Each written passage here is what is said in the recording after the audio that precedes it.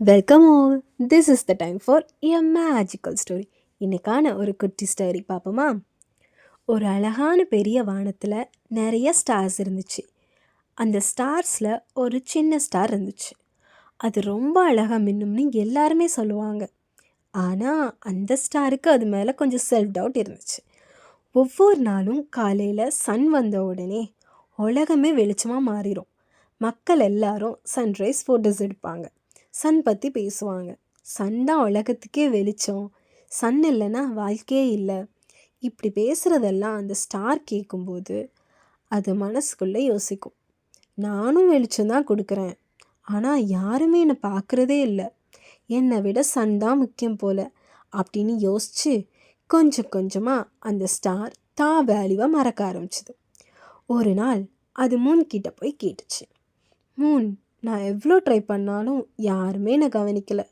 நான் என்ன பண்ணினாலும் என்னால் சன் மாதிரி ஆக முடியல அப்படின்னு சொல்லிச்சு.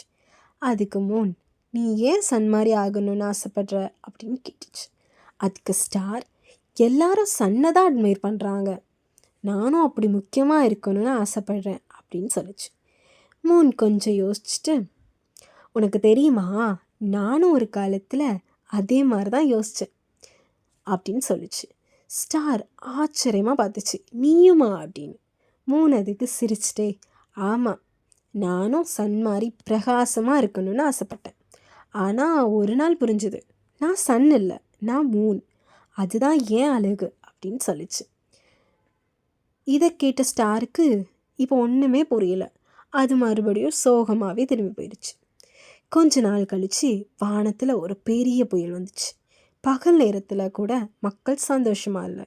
இந்த வெதர் ரொம்ப டல்லாக இருக்குது, சன் வந்தால் நல்லா இருக்கும் அப்படின்னு பேசினாங்க. இதை கேட்ட ஸ்டாருக்கு இப்போ மறுபடியும் கஷ்டமாக இருந்துச்சு. அது மூன் கிட்ட போய், பாத்தியா, சன் தான் எல்லாருக்கும் தேவை, நாம இல்லை அப்படின்னு சொல்லிச்சு. அந்த இரவு புயல் கொஞ்சம் கொஞ்சமாக குறைஞ்சிது. மேகங்கள் விலகி போச்சு. வானம் ரொம்ப தெளிவாக இருந்துச்சு.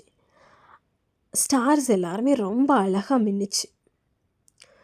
ஒரு சின்ன பையன் வீட்டோட டெரஸில் நின்று, அம்மா அம்மா இங்கே வாங்க, இந்த ஸ்டார்ஸ் எல்லாமே பார்க்க எவ்வளோ அழகாக இருக்குது, அதுலேயும் எனக்கு பிடிச்சது அந்த குட்டி ஸ்டார் தாம்மா அப்படின்னு சொன்னான். இதை கேட்ட அந்த குட்டி ஸ்டாருக்கு ரொம்ப ப்ரௌடாக ஃபீல் ஆச்சு. நான் யாராவது ஒருத்தரோட இருட்டான நேரத்தில் சந்தோஷத்தை கொடுக்குறேனே அப்படின்னு ஃபஸ்ட் டைம் அது ரொம்ப சந்தோஷப்பட்டு ப்ரௌடாக ஃபீல் பண்ணுச்சு. அந்த நிமிஷத்தில் அது ஒரு உண்மையை புரிஞ்சுக்கிச்சு. சன்னோட வேலை வேறு, மூனோட வேலை வேறு, ஸ்டாரோட வேலை வேறு. ஒரு ரோஜாப்பூ மல்லிப்பூ மாதிரி வாசனை கொடுக்க முடியாது, ஒரு மல்லிப்பூ ரோஜா மாதிரி இருக்க முடியாது. ஆனால் 2 பேருக்கும் தனி அழகு இருக்குது. அதே மாதிரி தான் நாமளும். நாம் பல நேரம் மற்றவங்க கூட நம்ம வாழ்க்கையை கம்பேர் பண்ணுறோம். அவங்க அழகாக இருக்காங்க, அவங்க சக்ஸஸ்ஃபுல்லாக இருக்காங்க, அவங்க ரொம்ப டேலண்ட்டோடு இருக்காங்க அப்படின்னு யோசித்து நம்ம வேல்யூவை நாமளே குறைச்சிக்கிறோம். ஆனால் நாம் ஒன்று மறந்துடுறோம், உலகத்தில் இருக்கிற எல்லாராலையும் சன் மாதிரிலாம் ஆக முடியாது. ஆனால் எல்லாரும் யாராவது ஒருத்தரோட வாழ்க்கையில் ஒரு ஸ்டாராக இருக்க முடியும். நீ இன்றைக்கி உன் லைஃப்பில் இருட்டில் இருந்தாலும் கவலைப்படாத, ஸ்டார்ஸ் எப்போவுமே இருட்டில் தான் இருக்கும்.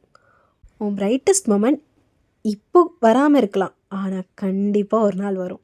நீ வேறு யாராவது ஆகணும்னு தேவையில்லை, நீயாக இருந்தால் தான் உன் அழகு தெரியும். இது மாதிரி இன்னும் நிறைய ஸ்டோரிஸ் பார்க்கணுன்னா மறக்காமல் நம்ம சேனலை லைக், ஷேர் அண்ட் சப்ஸ்கிரைப் பண்ணிடுங்க. பாய்.